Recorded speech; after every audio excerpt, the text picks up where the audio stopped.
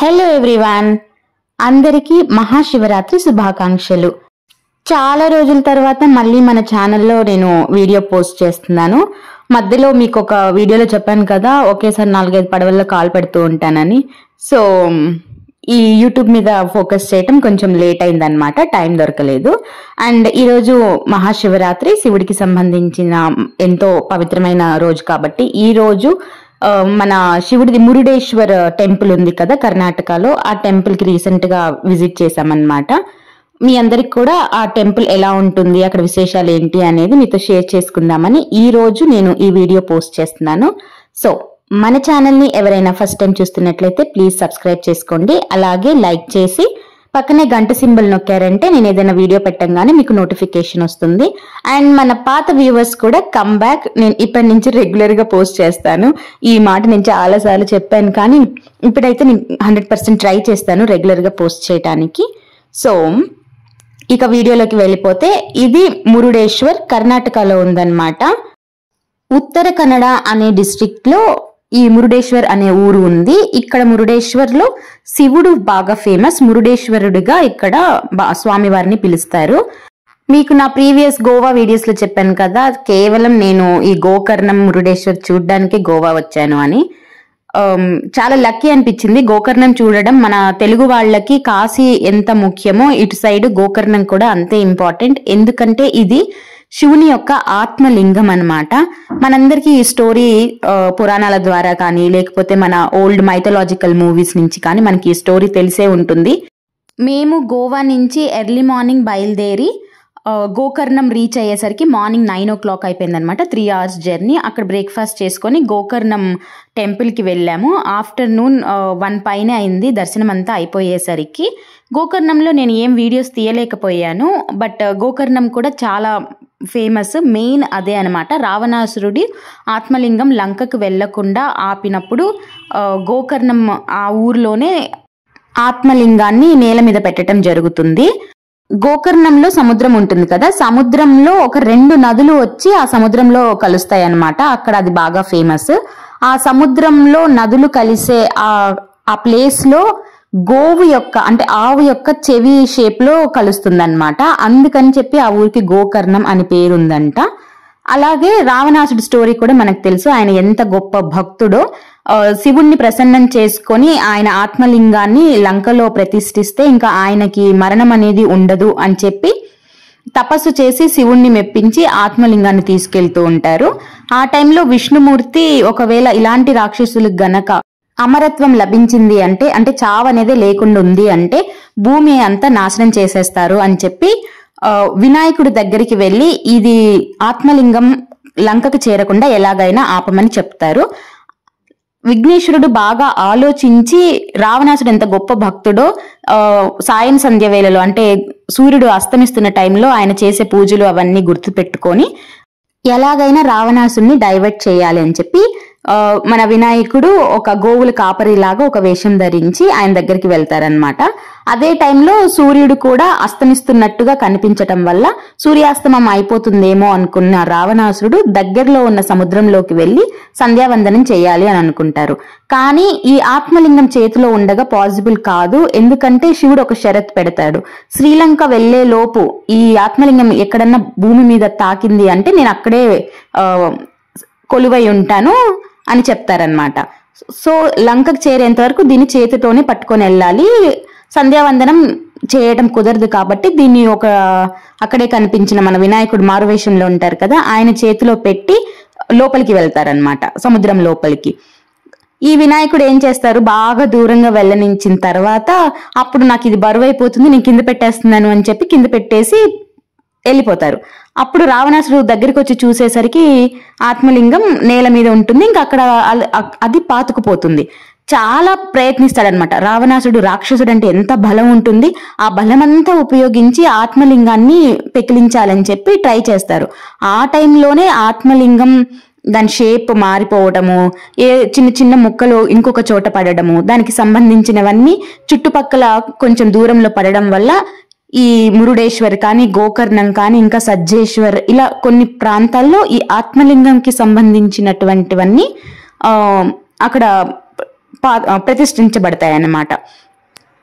ఈ గోకర్ణంలో స్వామివారిని మహాబలేశ్వరుడు అని కూడా అంటారు. ఎందుకంటే రావణాసురుడు చాలా అహంకారంతో నేనే బలవంతుని, నేను లేపగలను, ఈ ఆత్మలింగాన్ని పెకిలించగలను అని ప్రయత్నిస్తున్నప్పుడు ప్రయత్నించినా సరే చేయలేకపోతారు కదా, అప్పుడు రావణాసురుడే ఒప్పుకొని మీరు మహాబలవంతులు అని చెప్పి ఆయన్ని కొనియాడి వెళ్ళిపోతారనమాట. సో గోకర్ణ క్షేత్రంలో శివుడిని మహాబలేశ్వరుడు అని పిలుస్తారు.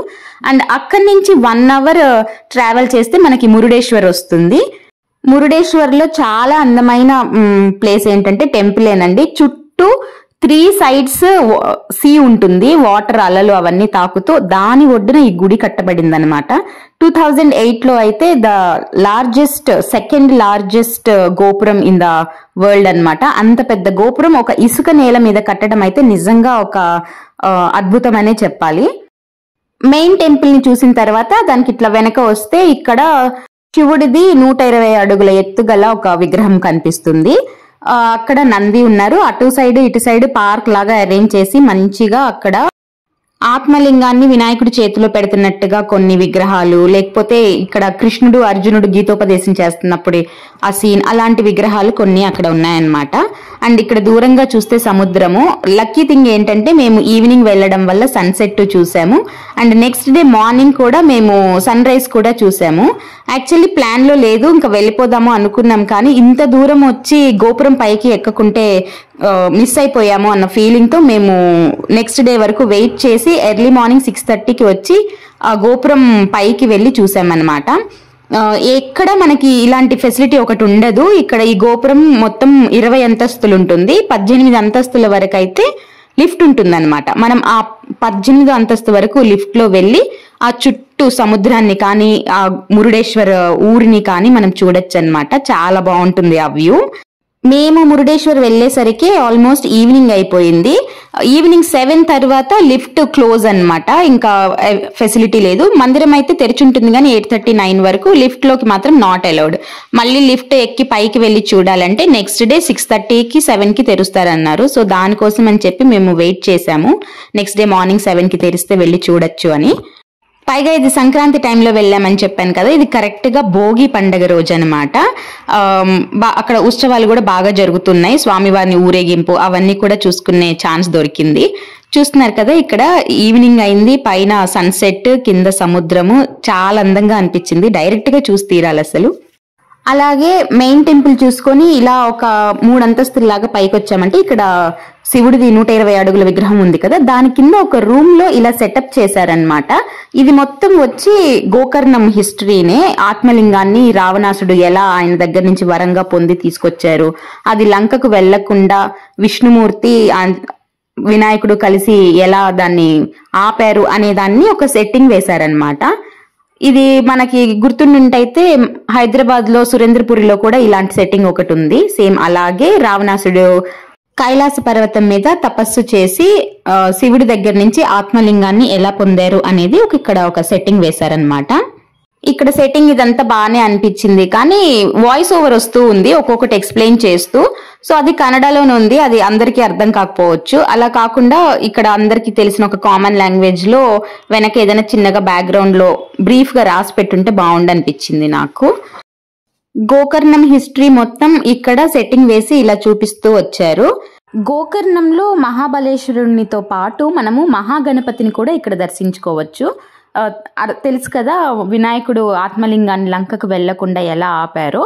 ఆ టైంలో రావణాసుడికి కోపం వచ్చి ఆ బాలుడి మీద, అంటే మారు వేషంలో ఉన్న వినాయకుడి మీద ఒక రాయి ఇసిరినప్పుడు తల మీద దెబ్బ తగులుతుందంట. అది తగిలిన వెంటనే మారు వేషంలో ఉన్న అతను వినాయకుడిలాగా మారిపోతారనమాట. అప్పుడు రావణాసుడికి అర్థమవుతుంది దేవతలందరూ కలిసి ఆత్మలింగం లంకకు చేరకుండా ఒక ప్లాన్ చేశారు అని. ఇంకా ఆ ఉక్రోషంతో ఆ ఆత్మలింగాన్ని బలంగా లేపడానికి ట్రై చేస్తారు, కానీ అది కుదరక ఓడిపోయి తిరిగి లంకకు వెళ్ళిపోతారనమాట. దానికి గుర్తుగానే అక్కడ వినాయకుడిని ప్రతిష్ఠించారు. తల మీద ఒక హోల్ పెట్టి, అంటే మనకి ఆ స్టోరీ అంతా గుర్తుండడానికి అన్నట్టుగా. మనము జనరల్ గా వినాయకుడిని, కూర్చున్న వినాయకుడిని చూసుంటాము, లేదంటే వినాయక చవితి అప్పుడు డిఫరెంట్ చాలా మోడల్స్ చేసి ఉంటారు, అట్లా చూసాం. కానీ నేనైతే ఫస్ట్ గోకర్ణంలో వినాయకుడిని దర్శించుకున్నప్పుడైతే చాలా మంచి ఫీలింగ్ అన్నమాట. అంటే ఒక చిన్న పిల్లోని చూస్తే ఎంత ఆనందంగా ఉంటుందో మనకి, అంత ఆనందం వేసింది నాకు. చూడ్డానికి కూడా స్వామివారు అక్కడ అలాగే ఉన్నారు.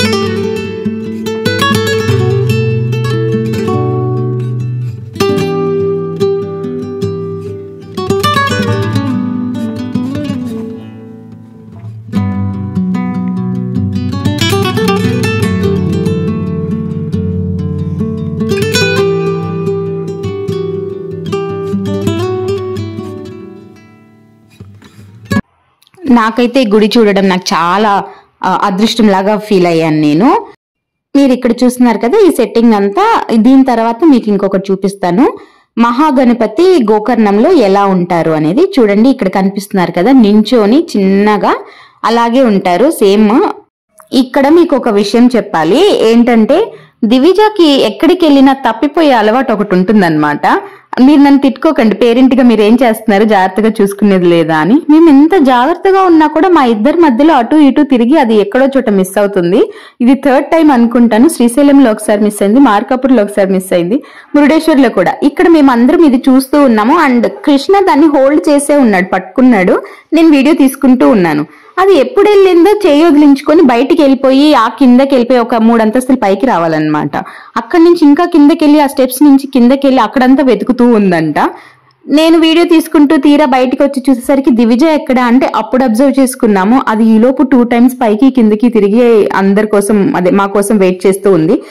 ఇంకా వీడియో తీసుకునే ఆలోచన కూడా లేదనమాట. ఇంకా మొత్తం అప్సెట్ అయిపోయిందని ఇంకా భయంతో బయటకి వెళ్ళి మురుడేశ్వర్ టెంపుల్ అంతా మేము దివిజ నామస్మరణ చేస్తూ దివిజ దివిజ అని గట్టిగా అరుచుకుంటూ తిరిగాము. ఫైనల్ గా అది ఒక చోట దొరికింది. ఎక్కడికి వెళ్ళావే మమ్మల్ని వదిలేసి అంటే, మీరందరినీ వెతుక్కోవడానికి వెళ్ళాను నేను అంట. ఉన్న చోట ఉండకుండా అది మమ్మల్ని వెళ్ళి ఎక్కడికో మా కోసం వెతుక్కుంటుందంట. అలా ఉంటుంది పిల్లలతో. పిల్లలు ఎంత అల్లరి పని చేసినా చివరికి పేరెంట్స్ కే తిట్లు పడతాయంటే ఇట్లనే ఉంటది అనమాట. ఇది గోకర్ణం, మురుడేశ్వర్, దారేశ్వర్, సజ్జేశ్వర్, గుణవంతేశ్వర్ ఈ స్టోరీ అంతా ఇక్కడ సెట్టింగ్ చేశారనమాట. ఇక్కడ మీకు క్లియర్ గా చూడొచ్చు. అండ్ ఇక్కడ శివలింగం కూడా బలవంతంగా లాగినప్పుడు ఆ షేప్ అంతా పోతుంది, లింగం లాగా ఉండదు. కాబట్టి దానికి ఒక తొడుగు వేసి మనకి దర్శనమిస్తారు. చూస్తున్నారు కదా, ఈవినింగ్ అయిపోయింది, సన్సెట్ అయిపోయింది. అక్కడ బీచ్, పైన ఆకాశం, అందులో చంద్రుడు ఎంత బ్యూటిఫుల్ గా కనిపిస్తుందో. అది చూస్తూ మురిసిపోయే లోపే దివిజ మిస్సింగ్ అని చెప్పి తెలిసిందనమాట.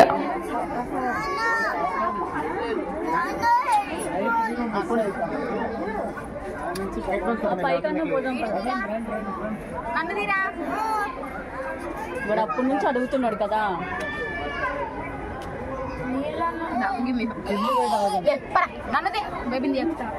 మామే పడట్లా ఆమెను కట్ చేసా.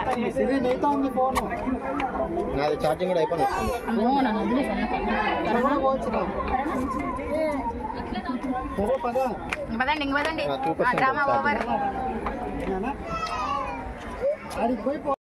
అది తప్పు చేసింది, మేమెక్కడ అరుస్తాము అని చెప్పి ఆ దొంగ ఏడుపంతా ఏడుస్తుంది. ఈ వంక పెట్టుకొని బయట తిరునాళ్ళలాగా బొమ్మలు ఉంటాయి కదా ప్రతి పుణ్యక్షేత్రాల్లో, అలా ఆ బొమ్మ కొని ఈ బొమ్మ కొని అని వగలిపోతుంది బేబీ.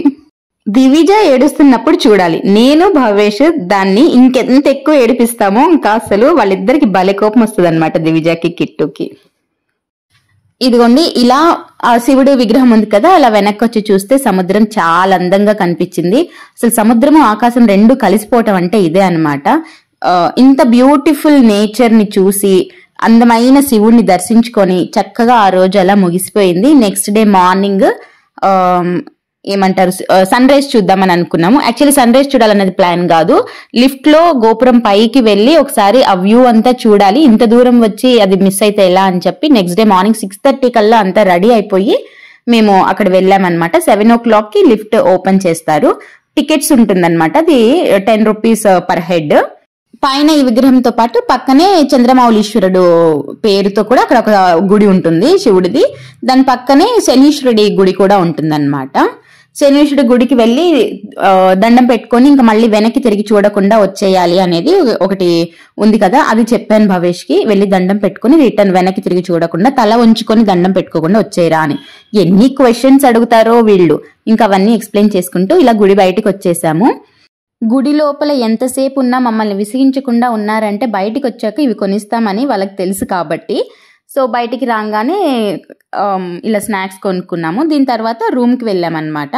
దారిలో మాకు చెప్పాను కదా పండగ వల్ల అక్కడ ఊరేగింపులు అవన్నీ జరుగుతున్నాయి, మాకు ఇది చూసే ఛాన్స్ కూడా వచ్చింది. ఇక్కడ ఎవరైనా లాగచ్చు అనమాట స్వామివారిని. వెనక్కి తిరిగి చూసి మా పిల్లలు ఏమన్నా వస్తారేమో టక్కున ఒక చెయ్యేస్తారేమో అని చూస్తే అక్కడ ఎక్కడో దూరంగా షాపుల్లో టాయ్స్ చూసుకుంటూ అక్కడే ఆగిపోయారు. బట్ ఏదేమైతే దర్శనం అయితే మంచిగా అయింది అనిపించింది.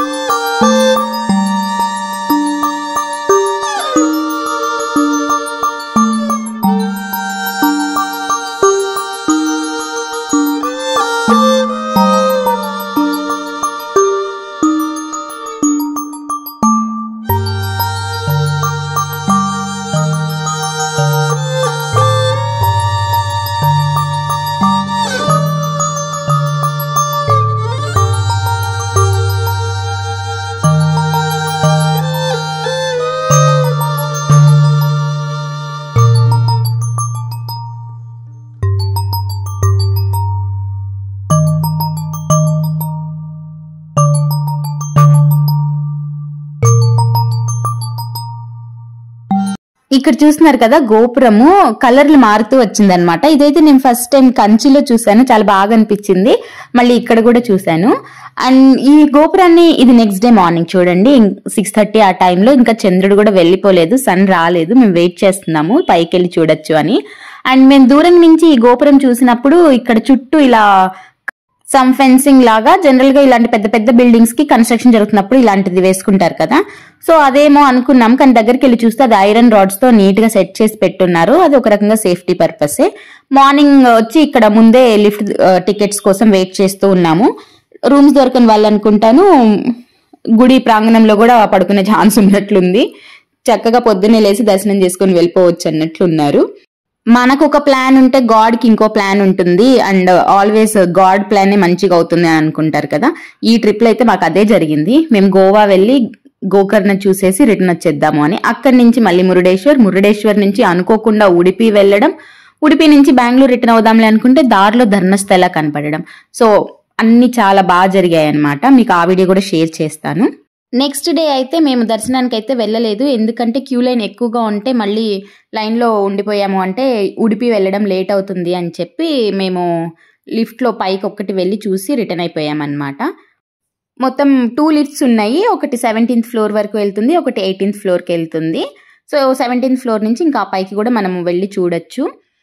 పైకి వెళ్ళిన తర్వాత మనకి వ్యూ ఎంత బాగుంటుందంటే 120 feet శివుడి విగ్రహం ఉంది కదా, దాన్ని మనం చాలా దగ్గర నుంచి చూస్తున్న ఫీలింగ్ ఉంటుంది. అలాగే ఊరు మొత్తం ఒక సైడ్, మిగతా 3 sides అంతా వాటర్, అదంతా చాలా మంచి ఫీలింగ్ అన్నమాట. చూసి తీరాలి. మేము గోవాలో ఒక బీచ్ లో ఏదో ఒక బీచ్ లో సన్సెట్ గానీ సన్ రైజ్ గానీ చూద్దాం అనుకున్నాం, కానీ ఆ 2 మాకు మురుడేశ్వర్లోనే జరిగాయి అనమాట. సో ఇక్కడ రాసుంటే అక్కడ జరగదు కదా. చూస్తున్నారు కదా, ఇది పై నుంచి 18th ఫ్లోర్ నుంచి వ్యూ ఎలా ఉందో, ఇది చాలా బ్యూటిఫుల్ గా ఉంది. అండ్ ఇవన్నీ వచ్చి నేను కన్స్ట్రక్షన్ కోసం పెట్టారేమో తర్వాత తీసేస్తారని అనుకున్నాను, కానీ ఇవన్నీ ఐరన్ రాడ్స్ అన్నమాట. సేఫ్టీ కోసమే పెట్టారని నేను అనుకుంటున్నాను. మురుడేశ్వర్ గోకర్ణం యాత్రలకి అంటే ట్రిప్ కి వెళ్ళాలి అనుకునే వాళ్ళు మాత్రం జస్ట్ ఇలా హాఫ్ డే షెడ్యూల్ పెట్టుకొని మాత్రం వెళ్ళకండి. చక్కగా అక్కడ స్టే చేసి మొత్తం చూసి బీచ్ లో ఎంజాయ్ చేసి వచ్చేలాగానే ప్లాన్ చేసుకోండి. ఎందుకంటే చాలా బ్యూటిఫుల్ ప్లేస్ అన్నమాట ఇది. బెంగళూరు నుంచి ఆల్మోస్ట్ ఒక 500 kilometers, 469-500 kilometers ఉంటుంది. అండ్ డైరెక్ట్ ట్రైన్స్ కానీ బస్సెస్ కానీ ఉంటాయి అన్నమాట. And rooms booking, hotel booking కూడా అక్కడ చాలా ఈజీనే, విత్ ఇన్ ద బడ్జెటే ఉంటాయి మనం చిన్నవి ఏమైనా చూసుకున్నట్లయితే కనుక. కాబట్టి ఇలా ప్లాన్ చేసుకొని వెళ్లే వాళ్ళైతే మాత్రం ఖచ్చితంగా అక్కడ స్టే చేసేలాగా చూసుకోండి.